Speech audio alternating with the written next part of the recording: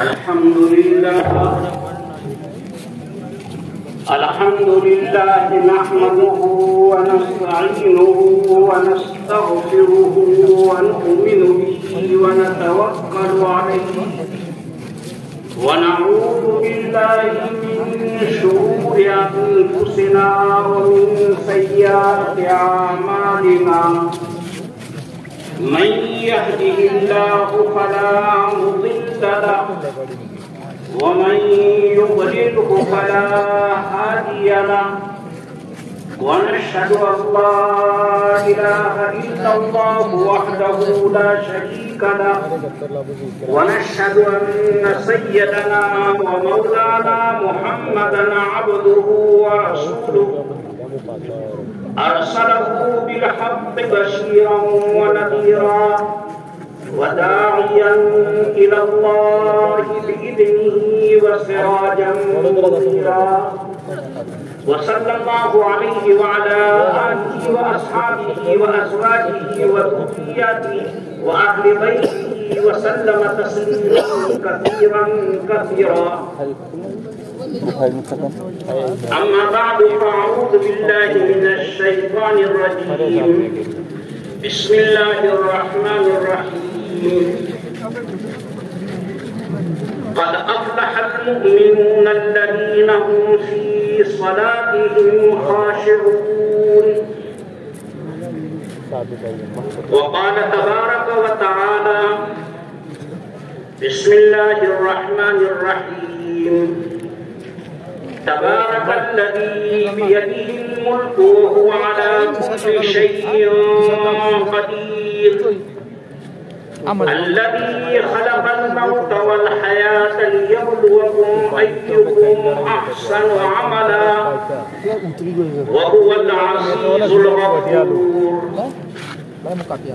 وقال النبي صلى الله عليه وسلم إن الله كتب الإحسان في كل شيء. الحديث. وقال النبي صلى الله عليه وسلم يقال لقارئ القرآن اقرأ وارتقي فإن منزلتك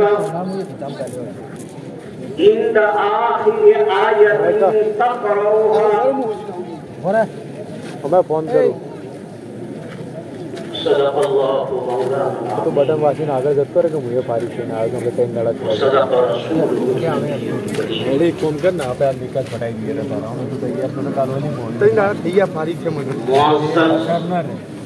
اثر رہے بنا لوگوں پھیٹوں پہ رہا نہیں. علماء کرام مشائخ عظام دور و دراز سے آنے والے سامعین کرام عزیز طلبہ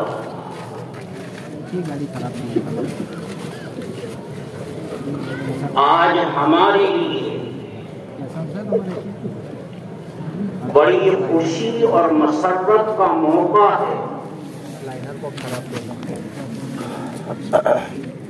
کہ آج ہمارے اس ادارے سے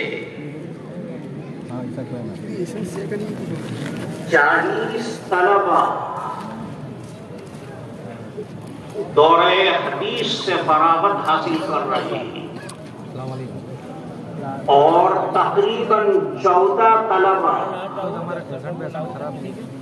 حفظ کے تکمیل کی انہوں نے سعادت حاصل کی. یہ دونوں جماعتیں حفاظ کی جماعت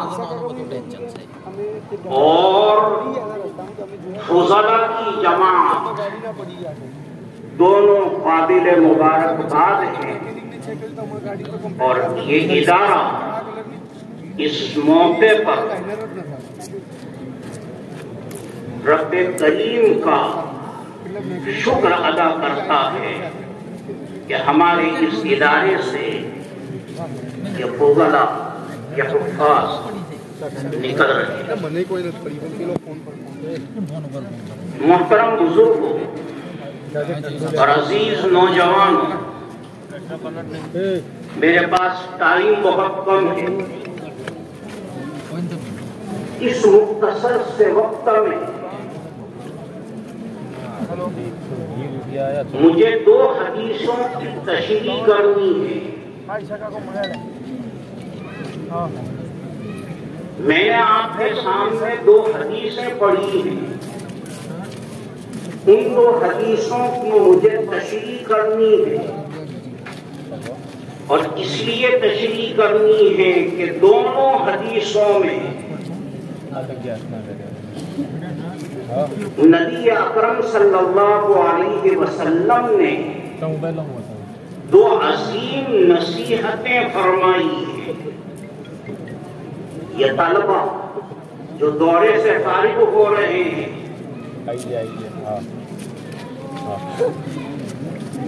ان کے لیے تو اور سمجھے میں کہوں گا کہ شاید نصیحت نہیں ہے، ان کا وقت بیت گیا، چڑیا چھپ گئی پھر موقع ہاتھ سے نکل گیا ان کا، یہ تو فارغ ہو گیا۔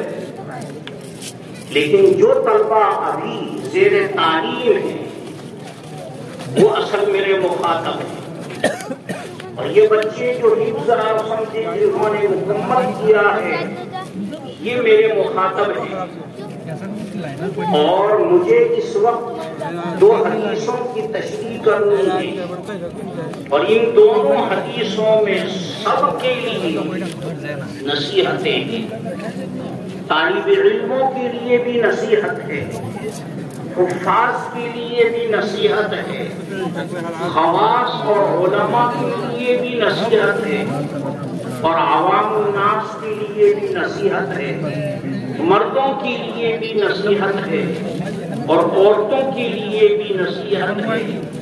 یوں کہنا چاہیے مختصراً کہ ہر مومن کے لیے نصیحت، ہر مومن مرد اور ہر مومنہ عورت کے لیے نصیحت۔ پہلی حدیث ترمذی شریف کی حدیث ہے، جلد ثانی کی حدیث ہے، حدیث لمبی ہے، مجھے پوری حدیث کی تشریح نہیں کرنی، میں نے حدیث پاک کا فقط ایک ٹکڑا آپ کے سامنے پیش کیا۔ نبی اکرم صلی اللہ علیہ وسلم کا فرمان ہے، ان اللہ کتب الاحسان فی کل شیء۔ کہ ہمارے مولوی حضرات ان کا ترجمہ تو ماشاءاللہ کر لیتے ہو، کیا ترجمہ ان کا بولو؟ کتب کا کیا ترجمہ؟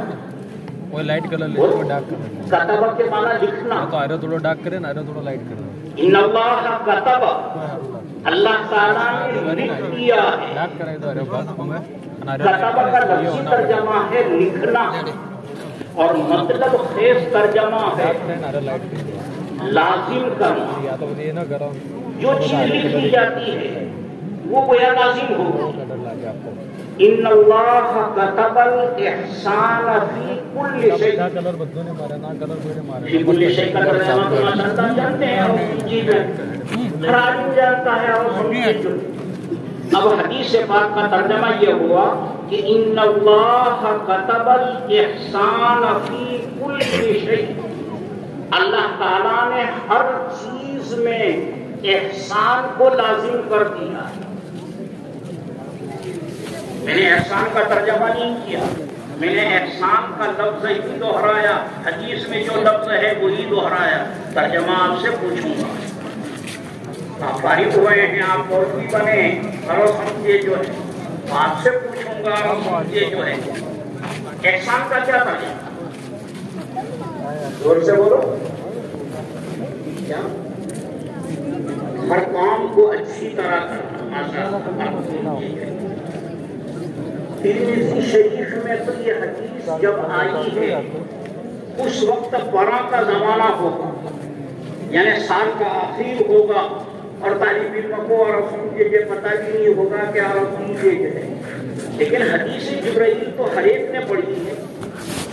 مشکات میں دوسرے نمبر پر حدیث جبرائیل ہے. حدیث جبرائیل میں بھی یہ لفظ آیا ہے. حضرت جبرائیل نے نبی اکرم صلی اللہ علیہ وسلم سے ایک سوال کیا, مل احسان؟ قال ان تعبد اللہ کأنک تراہ فإن لم تکن تراہ فإنہ یراک. یہ حدیث جبرائیل میں بھی احسان کا لفظ آیا.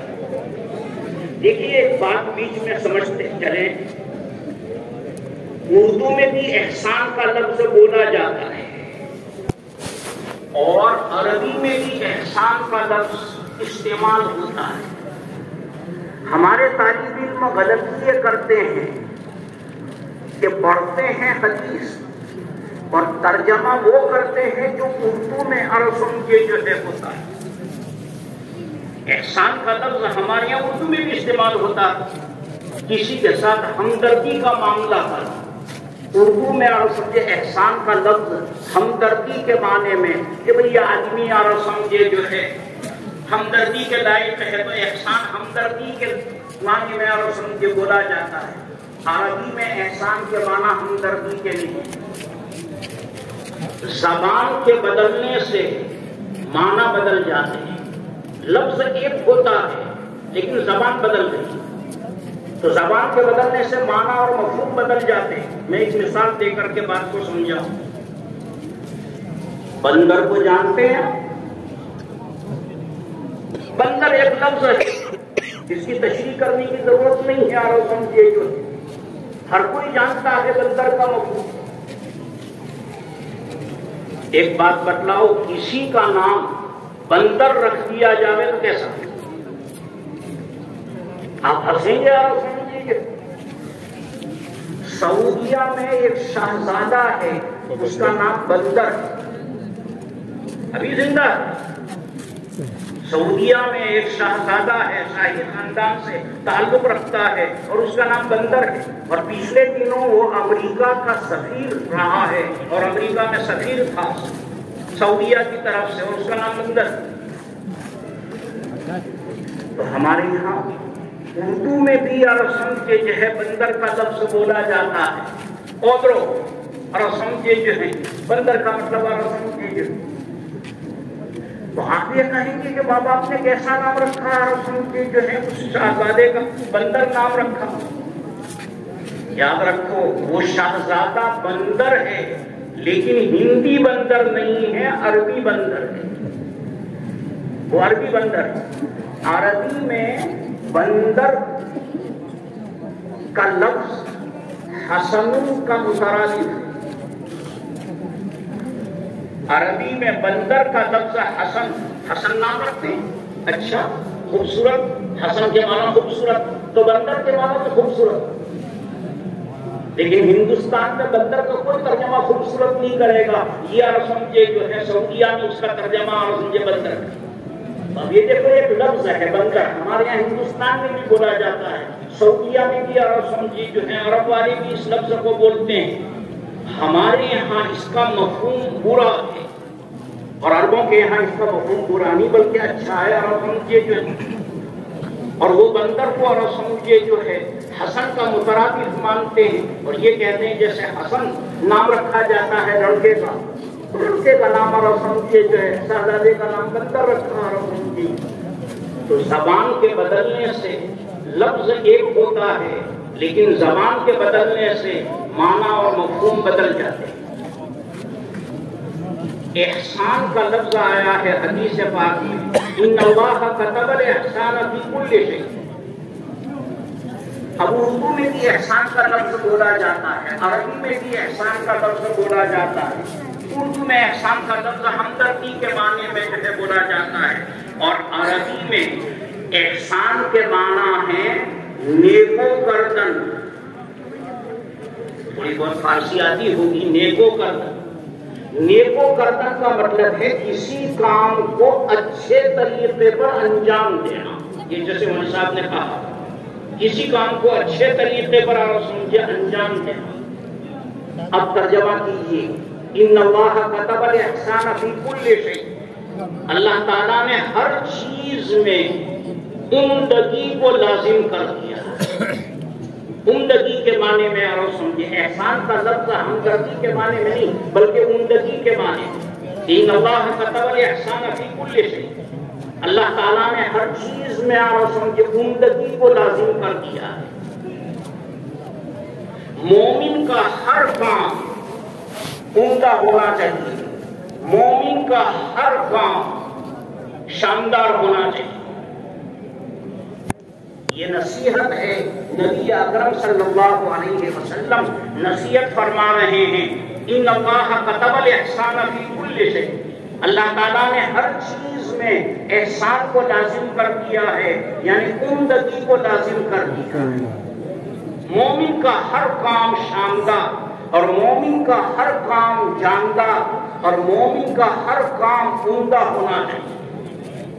برا مت ماننا، آپ کو مخاطب کر کے کہتا ہوں، مولوی بننا ہے تو کام کے مولوی بنو، نام کا مولوی بننے سے کیا فائدہ؟ مولوی بننا ہے تو کام کے مولوی بنو، نام کے اور رسم کے مولوی بننے سے کیا؟ ان اللہ كتب الاحسان فی کل شیء، اللہ تعالیٰ نے ہر چیز میں احسان کو لازم کر دیا ہے، عمدگی کو لازم کر دیا ہے. جو کام کرو عمدہ اور سمجھے کرو. پڑھنا ہے ڈھنگ سے پڑھو تاکہ تم کام کے مولوی بنو، نام کے مولوی نہ بنو. یہ حفاظ کرام ہیں، ان کو بھی کہہ رہا ہوں، ان اللہ كتب الاحسان فی کل شیء، اللہ تعالیٰ نے ہر چیز میں احسان کو لازم کر دیا ہے. اللہ تعالیٰ نے ہر چیز میں عمدگی کو اور سمجھے لازم کر دیا ہے. حافظ بننا ہے تو سال بھر کے حافظ بنو، رمضانی حافظ مت بنو. معاف کرنا، ہم میں آ سمجھے، اس مجمع میں آ سمجھے اتنے حافظ ہوں گے کہ اگر گینے تو آ سمجھے گینے نہ جائیں. لیکن معاف کرنا، وہ سب نام کے حافظ، کام کے حافظ خال ہوتے ہیں، کوئے ہوتے ہیں. جب رمضان کا مہینہ قریب آتا ہے اور شعبان شروع ہوتا ہے تو طاق میں سے قرآن کو اٹھاتے ہیں، جھاڑتے ہیں، گردار سمجھے جو ہے اور سمجھے جو ہے پھر پڑھنا شروع کرتے ہیں. اور جب رمضان کا چاند نظر آ گیا تو روزانہ ایک پارہ سمجھے جو ہے یاد کریں گے اور تراویح میں سنا دیں گے اور سمجھے، اور 2 دن کے بعد وہ بھول جائیں گے. یہ رمضانی حافظ مت بنو. ان اللہ كتب الاحسان فی کل شیء، اللہ تعالیٰ نے ہر چیز میں احسان کو اور عمدگی کو لازم کر دیا. شریعت میں عمدگی مطلوب ہے، کثرت مطلوب نہیں. کثرت مطلوب نہیں ہے، عمدگی مطلوب ہے. ایک آیت کریمہ میں نے آپ کے سامنے پڑھی ہے، تبارک الذی بیدہ الملک وہو علی کل شیء قدیر الذی خلق الموت والحیاۃ لیبلوکم ایکم احسن عملا. موت و حیات کا سلسلہ اللہ تعالیٰ نے کیوں رکھا ہے؟ بچہ پیدا ہوتا ہے، پھر بچہ سمجھے جوان ہوتا ہے، پھر سمجھے جو ہے بڑھاپے میں جا کر کے مر جاتا ہے. یہ موت و حیات کا سلسلہ اللہ تبارک و تعالیٰ نے کیوں رکھا ہے؟ اللہ تعالیٰ فرماتے ہیں لیبلوکم ایکم احسن عملا. یہاں علماء ہیں، وہ جانتے ہیں، آپ طالب علم ہیں، جانتے ہیں آیت کریمہ میں احسن عملا آیا ہے، اکثر عملا نہیں آیا ہے. کون زیادہ عمل کر کے ہمارے پاس آتا ہے، یہ نہیں ہے کہ کون زیادہ اور سمجھے جو ہے. ایک آدمی اور سمجھے جو ہے 25 رکعتیں نماز پڑھتا ہے، لیکن کیسی؟ تو چل میں آتا ہوں، بلیدان پہ بیٹھا ہوں، چھپی روٹی کھاتا ہوں اور سمجھے نہ رکوع کا ٹھکانہ، نہ سجدے کا ٹھکانہ، نہ قومے کا، نہ جلسے کا، نہ قاعدے کا اور سمجھے جو ہے.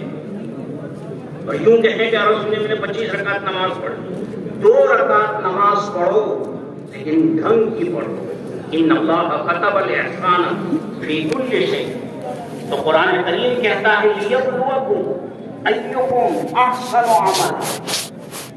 ہم نے موت و حیات کا سلسلہ اس لیے رکھا ہے تاکہ ہم جانچیں کہ تم میں کون اور سمجھے عمدہ عمل لے کر کے ہمارے پاس آتا ہے. عمدہ عمل مطلوب ہے شریعت میں، نفس عمل اور سمجھے مطلوب نہیں. 18واں پارہ شروع ہوتا ہے قد افلح المؤمنون الذین هم فی صلاتهم خاشعون. وہ لوگ آخرت میں کامیاب ہوں گے جو خشوع والی نماز اور سمجھے پڑھیں. قرآن کریم نے خشوع کی قید لگائی. معلوم ہوا کہ عمدہ نماز اور سمجھے مطلوب ہے، نفس نماز مطلوب نہیں. آج ہماری نمازوں میں خشوع نہیں. حدیث پاک میں ہے کہ قیامت کے قریب سب سے پہلے جو چیز اٹھائی جائے گی وہ نماز کا خشوع اٹھایا جائے گا. آج ہماری نمازوں میں خشوع، اس لیے یہ نصیحت نبی اکرم صلی اللہ علیہ وسلم فرماتے ہیں ان اللہ كتب الاحسان فی کل شیء. اللہ تعالیٰ نے ہر چیز میں عمدگی کو لازم کر دیا. یہ ترمذی شریف کی روایت ہے. اور پھر اس حدیث پاک میں آگے چل کر کے نبی اکرم صلی اللہ علیہ وسلم نے سمجھانے کے لیے بطور مثال کے 2 سمجھے جو ہے چیزوں کا تذکرہ کیا کہ یہ 2 کام اگر کرنے ہیں تو شاندار طریقے پر. تو نبی پاک صلی اللہ علیہ وسلم نے سمجھانے کے لیے مثال کے طور پر 2 چیزوں کا تذکرہ فرمایا. نمبر 1 بیٹی تھی.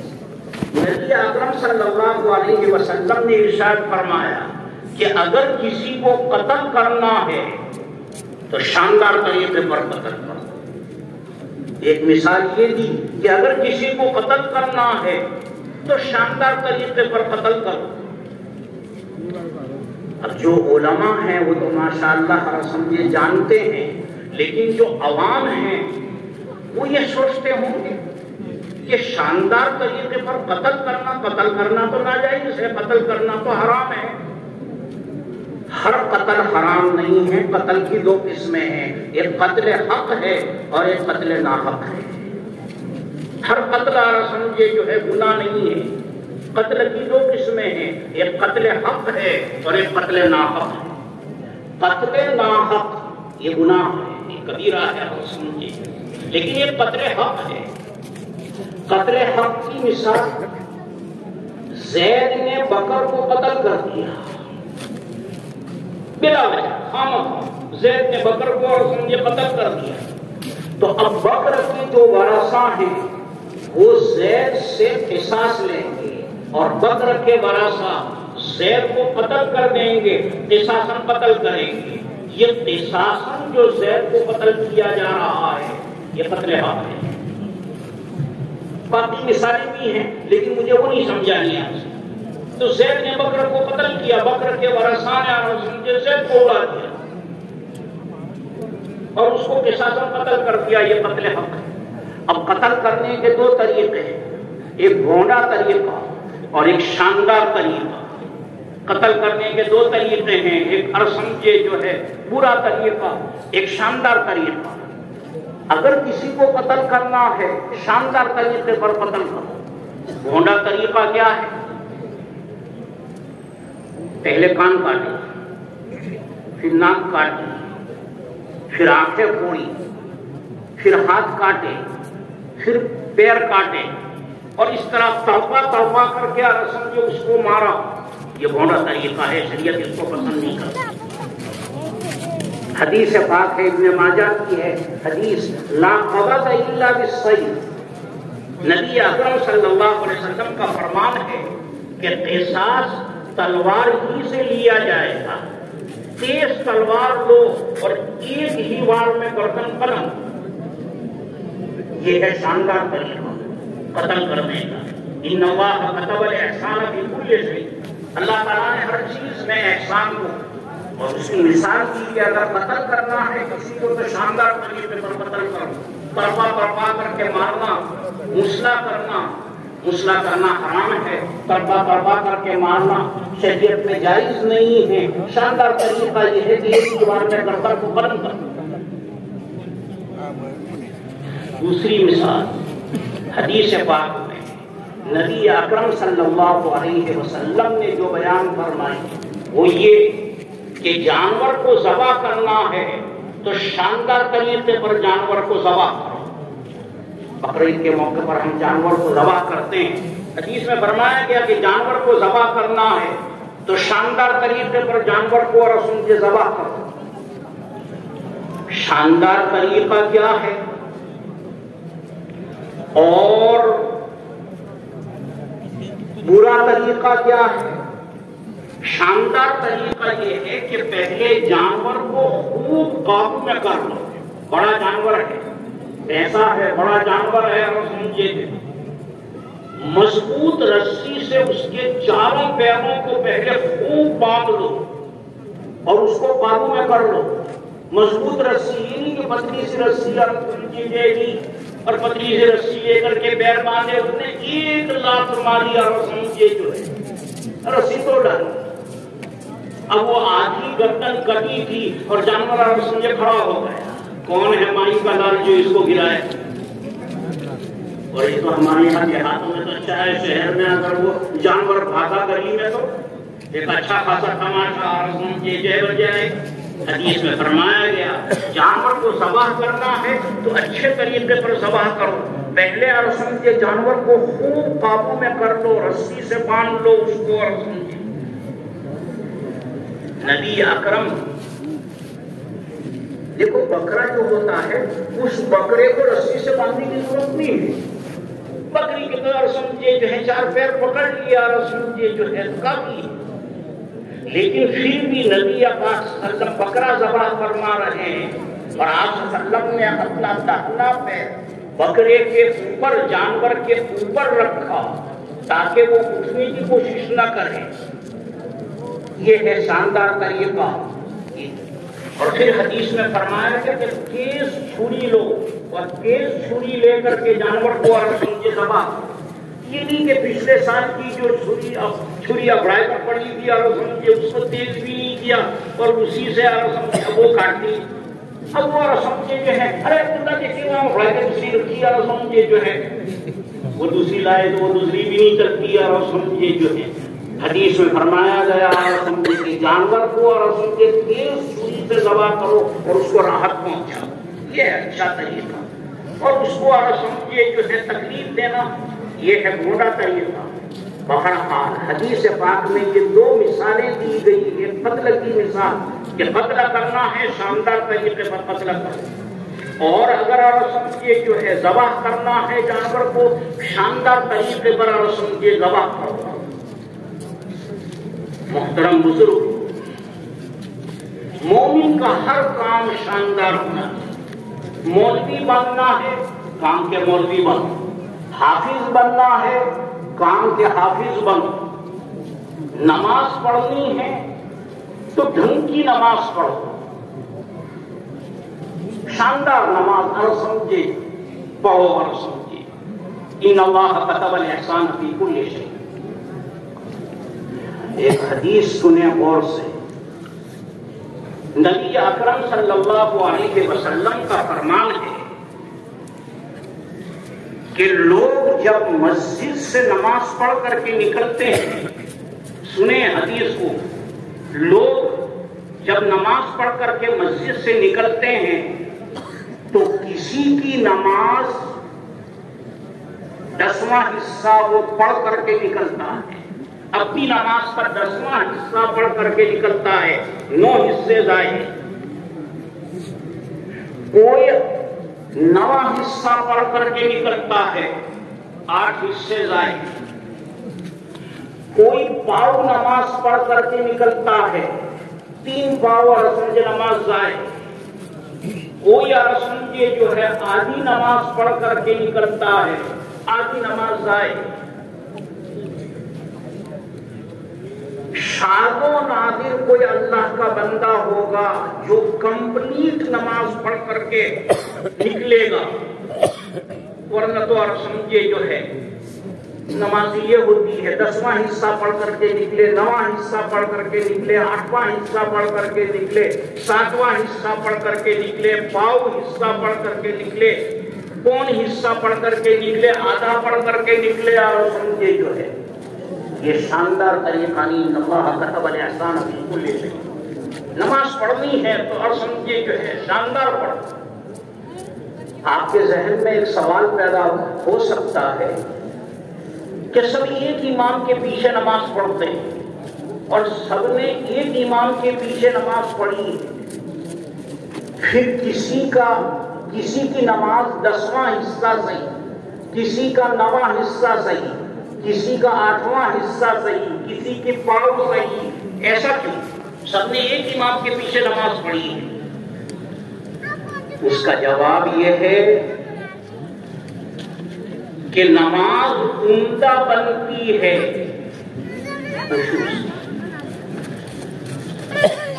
جتنا خشوع بڑھتا جائے گا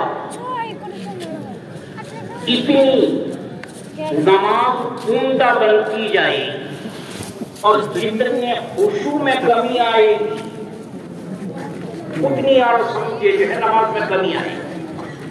اب یہ خشوع کیا چیز ہے؟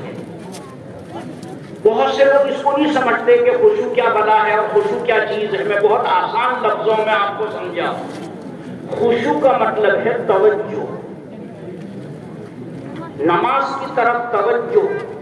اگر تمہاری توجہ نماز کی طرف 10% ہے فقط تو تمہاری نماز 10% صحیح، 9% ضائع۔ اور اگر تمہاری سمجھے جو ہے توجہ نماز کی طرف آدھی ہے تو آدھی نماز صحیح ہو۔ خشوع کا مطلب توجہ اور سمجھے جو ہے۔ ہمارے یہ نوجوان ہیں اور سمجھے برا نہ مانے اور سمجھے جو ان کے پاس موبائل ہیں اور سمجھے جو یہ اور سمجھے گیم کھیلتے کھیلتے اور یہ گیم کھیلتے کھیلتے اور سمجھے مسجد میں آ جاتے ہیں، اور دماغ جو ہوتا ہے وہ موبائل کے گیموں میں گھسا ہوا ہے، اور آ کر کے اور سمجھے نماز کے لیے کھڑے ہو گئے اور سمجھے دماغ ہے اور سمجھے جو امام صاحب سے اگر کوئی غلطی ہو جائے تو کوئی لقمہ دینے والا پیچھے ہی ہوتا ہے۔ ظہر کی نماز میں امام صاحب نے جہرن قرات کر دی، کوئی سبحان اللہ بولنے والا نہیں۔ کیوں؟ کوئی مسجد میں ہو تو بولے، کوئی مسجد میں ہو تو بولے، اور سمجھے جو ہے یہ ہے ہماری نمازوں کا حال، یہ ہے ہماری نمازوں کا حال۔ اب آپ ہی بتلائیں کہ ہماری نمازیں اور سمجھے جو ہے کمپلیٹ اور سمجھے جو ہے بنتی ہیں نہیں بنتی ہیں؟ کہاں سے بنی؟ ایک حضرات صحابہ تھے، ان کی نمازیں جو ہے کمپلیٹ ہوتی تھی اور ان کی توجہ نماز کی طرف 100% ہوتی تھی۔ مشہور واقعہ ہے، تفصیل میں نہیں جاؤں گا، بہت اشارہ کروں گا اور سمجھے جو، اور وہ یہ کہ سمجھے جو ایک صحابی کو تیر لگ گیا، اب ان کے جسم سے وہ تیر کو کھینچا جا رہا ہے تو ان کو تکلیف ہوتی ہے، اور سمجھے تو انہوں نے اور سمجھے ساتھیوں سے کہا ایک کام کرو، ابھی مت نکالو یہ تیر، جب میں نماز شروع کروں اور سمجھے جو ہے تو یہ تیر اور سمجھے یہ کھینچ لینا۔ چنانچہ انہوں نے نماز شروع کی تو ساتھیوں نے وہ تیر نکال لیا۔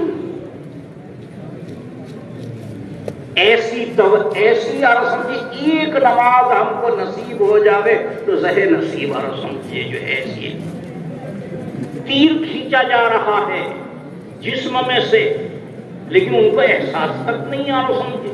اور ہمارا حال یہ ہے کہ اگر نماز پڑھتے ہوئے ایک مچھر یہاں اور سمجھے کاٹ لے تو ایک پیر سے دوسرے پیر کو یوں کھجائیں اور سارے خشوع کا کباڑ ہو جائے گا۔ ایک مچھر کے کاٹنے سے خشوع کا کباڑ ہو جاتا ہے اور نماز کی توجہ نہیں رہتی ہے۔ یہ نمازوں کا حال ہے۔ نبی اکرم صلی اللہ علیہ وسلم نصیحت فرما رہے ہیں کہ مومن کا ہر کام عمدہ ہونا چاہیے۔ نماز پڑھنی ہے، عمدہ نماز پڑھو، خشوع خضوع اور توجہ اور حضور قلب کے ساتھ نماز پڑھو اور سمجھے۔ میرے پاس ٹائم نہیں ہے اور سمجھے 5 منٹ میں جو ہے میں بات اور سمجھے ختم کر دوں گا انشاءاللہ اور سمجھے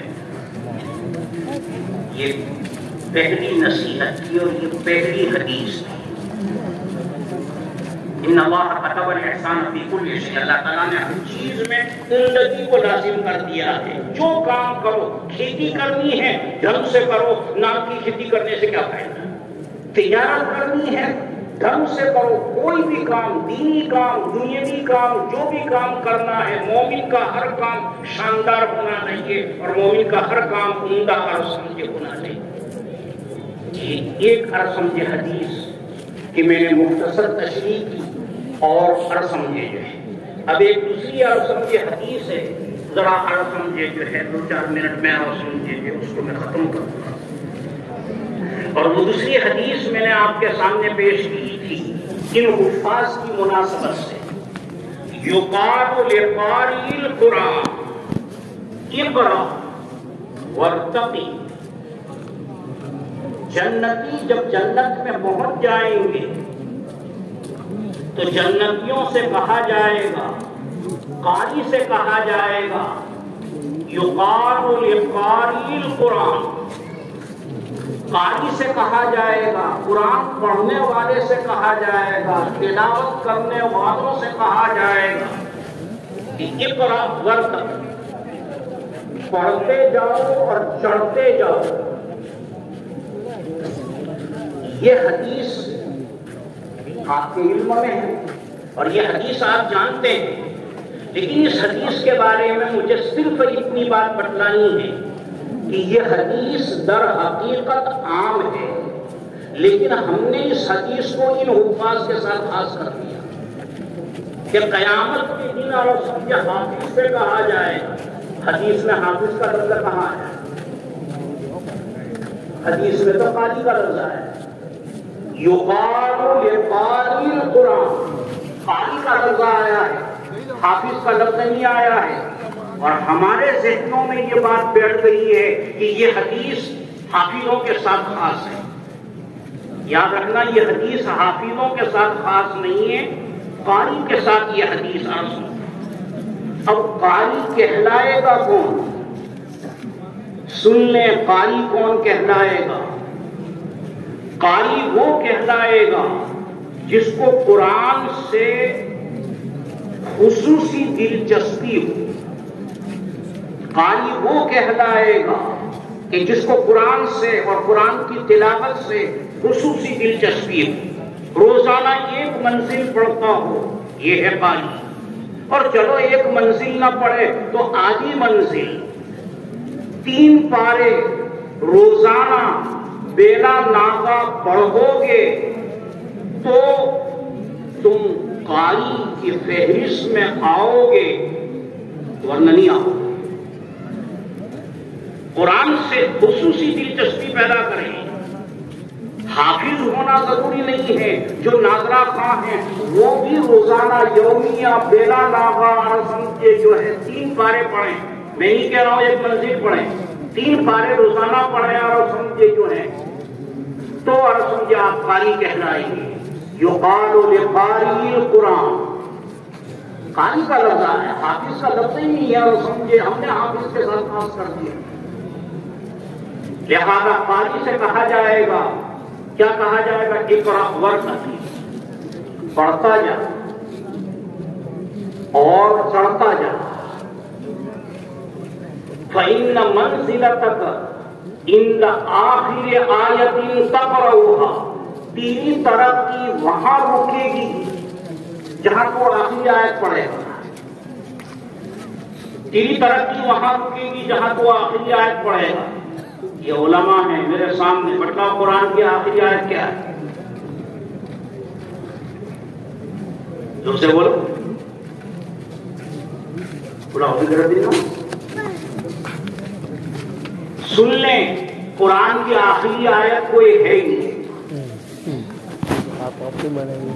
قرآن کی آخری آیت کوئی ہے ہی نہیں. قرآن کبھی ختم نہیں ہوتا ہے، قرآن کبھی ختم نہیں ہوتا ہے. اور سمجھے تراویح میں اور سمجھے آپ دیکھتے ہیں کہ حافظ جو ہوتا ہے 19ویں رکعت میں قل اعوذ برب الناس پر قرآن ختم کر دیتا ہے اور 20ویں رکعت میں اگلا قرآن اور سمجھے جو ہے شروع کر دیتا ہے.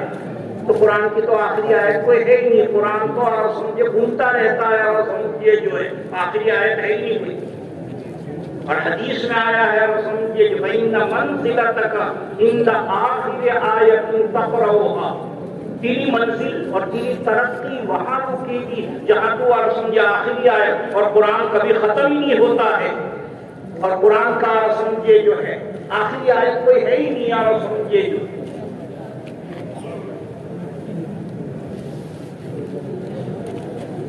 بس زیادہ دیر میں آپ کے درمیان حائل نہیں ہونا چاہتا ہوں. ایک بات اور سمجھے جو ہے کہہ کر کے اور سمجھے میں اپنی بات ختم کرتا ہوں کہ قرآن سے خصوصی دلچسپی پیدا کریں. رمضان آ رہا ہے، تلاوتوں کا اہتمام کریں. اور ایک بات بتلاتا جاتا ہوں اور سمجھے، جنت میں نمازیں بھی ہوں گی، ذکر بھی ہوگا اور تلاوت بھی ہوگی. جنت میں ذکر بھی ہوگا، تلاوت بھی ہوگی، لیکن عمل کا ثواب دنیا میں ملتا ہے.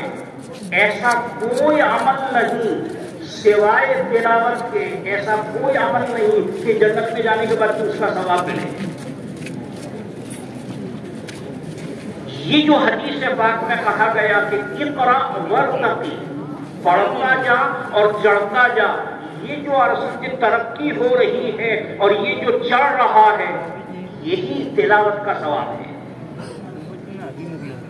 سمجھیں، یہ جو عرصے کہا گیا کہ اقرا ورتقی، پڑھتا جا اور چڑھتا جا، تو یہ جو اس نے پڑھا اور جو تلاوت کی اس کا ثواب کیا، یہ جو ترقی ہو رہی ہے یہی اس کا ثواب ہے. محترم بزرگ، تلاوت ایک ایسی اور یہ جو ہے چیز ہے کہ جنت میں جانے کے بعد بھی اس کا ثواب ملے گا. باقی کسی عمل کے متعلق کسی حدیث میں یہ نہیں آیا کہ اس کا ثواب جنت میں جانے کے بعد. جنت میں نمازیں کوئی پڑھے گا ثواب نہیں ملے گا، ویسے یار سمجھے شوق سے پڑھے. ذکر ہوگا، ذکر کا کوئی ثواب نہیں ملے گا، لیکن تلاوت کا ثواب ملے گا. اور کیا ملے گا؟ یہی ترقی اور سمجھے جو ہے درجات، یہی اور سمجھے جو ہے اس کا ثواب ہے. وآخر دعوانا الحمدللہ.